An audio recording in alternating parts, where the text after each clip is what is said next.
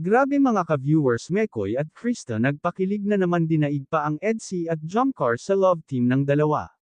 Ito ang pag-uusapan natin maya-maya lamang. Pakiusap patapusin ang video para malaman ang nilalaman nito, at kung bago ka pa lang sa aking YouTube channel, paki-subscribe para lagi kang updated sa video ng mga kalingap.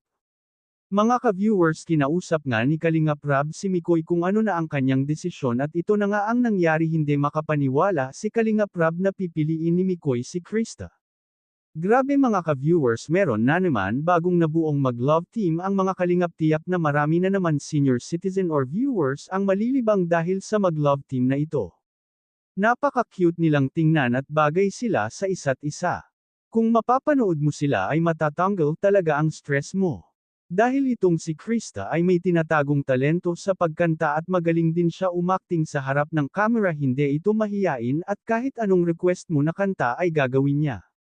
Talagang napakagaling nito kumanta. Baka nga raw si Krista na ang tawaging singer ng kalingap.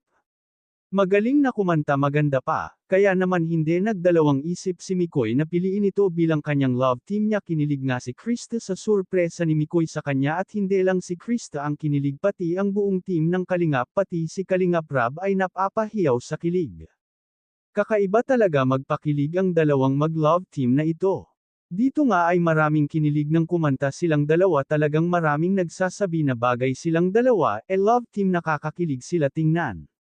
Marami nga ang nagsasabi na pag tumagal ang pagiging love team ng dalawa ay baka daigin pa nito ang Jomcar at EDC.